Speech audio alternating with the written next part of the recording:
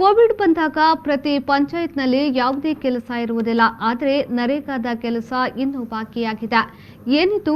ನಾನು ಹೇಳಿದ್ದು ಅರಣ್ಯ ರೋದನವಾಗಿದೆ. ಗುರಿ ಸಾಧನೆ ಮಾಡದವರ ಪಿಡಿಒ ಕಾರ್ಯದರ್ಶಿಯವರ ವಿರುದ್ಧ ಸಿಎಸ್ನವರಿಗೆ ದೂರು ನೀಡಿ ಎಂದು ಶಾಸಕ ಸಂಜೀವ ಮಠಂದೂರು ತಾಲೂಕು ಪಂಚಾಯತ್ ಕಾರ್ಯನಿರ್ವಾಹಕ ಅಧಿಕಾರಿಗೆ ಸೂಚಿಸಿದರು. ಇತ್ತೀಚೆಗೆ ಪಿಡಿಒ ಕಾರ್ಯದರ್ಶಿಗಳ ಸಭೆ ನಡೆಸಿದ ಬಳಿಕ ಮುಂದಿನ ತಿಂಗಳು ಇನ್ನೊಮ್ಮೆ ಸಭೆ ಕರೆಯುತ್ತೇನೆಂಬ ಮಾತಿನಂತೆ ಶಾಸಕರು ತಾಲೂಕು ಪಂಚಾಯತ್ನ ಕಿರು ಸಭಾಂಗಣದಲ್ಲಿ ನಡೆಸಿದ ಪಿಡಿಒ ಕಾರ್ಯದರ್ಶಿಗಳ ಪ್ರಗತಿ ಪರಿಶೀಲನಾ ಸಭೆಯಲ್ಲಿ ಅಧ್ಯಕ್ಷತೆ ವಹಿಸಿ ಮಾತನಾಡಿದರು.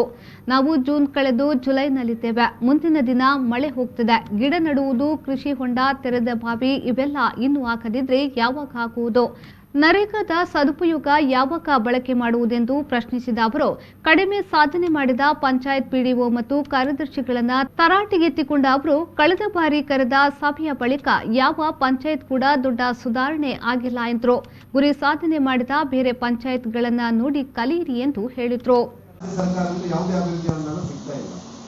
ಕೇಂದ್ರದಿಂದ ಒಂದಷ್ಟು ಈ ನರೇಗಾದಲ್ಲಿ ಬರಬೇಕಿದ್ರೆ ನಾವೇನಾದ್ರೂ ಅಲ್ಲಿ ಅಭಿವೃದ್ಧಿ ಮಾಡಿ ತೋರಿಸಬಹುದು ಅಂತ ವೈಯಕ್ತಿಕವಾಗಿ ಒಂದಷ್ಟು ಹಳ್ಳಿಯ ಜನರಿಗೆ ನಾನು ಸಹಾಯ ಆಗ್ಬೋದು. ಅದರ ಜೊತೆಯಲ್ಲಿ ಆ ಊರಿನ ಅಭಿವೃದ್ಧಿ ಆಗ್ಬೋದು ಅಂತ ನಾವು ಇಲ್ಲಿ ಇವತ್ತು ಹೊಂದಾಡೋದು.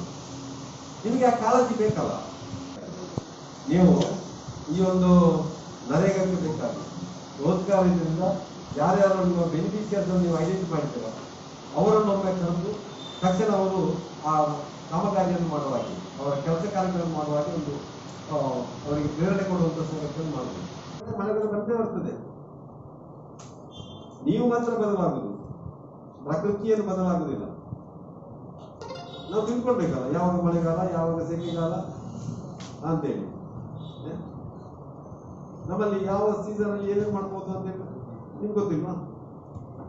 ಮತ್ತೆ ಮನೆ ಬರೋದೇ ನಮಗೆ 3 ವರ್ಷ ಆಯ್ತು, ಆ ಕೆಲಸ ಇಲ್ಲ. ನಮಗೆ ಇನ್ನು ರೇಷನ್ ಕಾರ್ಡ್ ಇತ್ತು ನಿಂತು ಬಹುಶಃ ನಾನು ನೋಡಿದಾಗೆ 1 ವರ್ಷ ಹತ್ತಿರ ಆಯ್ತು. ಸರಿಯಾ? ರೇಷನ್ ಕಾರ್ಡ್ ಇದು ಮಾಡುವಂಥದ್ದು. ಇದು ಏನು ನಿಮ್ಗೆ ಮತ್ತೊಂದು ಕೊಟ್ಟಿದ್ದಾರೆ ಯಾವುದು ಆನ್ಲೈನ್ ಸರ್ವಿಸಸ್ ಯಾವುದು ಸಕಾಲದಲ್ಲಿ ಕೂಡ ಹಾಗೆ ತುಂಬಾ ಸೇವೆಯನ್ನು ತೆಗೆದಿದ್ದಾರೆ. ಮತ್ತೆ ಈಗ ಕೆಲವು ನಿಂತು ಹೋಗಿದೆ. ಇದೆಲ್ಲ ಇಷ್ಟು ಅನುಕೂಲತೆಗಳಿರುವಾಗ ನಿಮಗೆ ಈಗ ಯಾವುದರಲ್ಲಾದ್ರೂ ಒಂದರಲ್ಲಿ ಆದ್ರೂ ನೀವು ಸಾಧನೆ ಮಾಡಿ ತೋರಿಸ್ಬೇಕಲ್ಲ.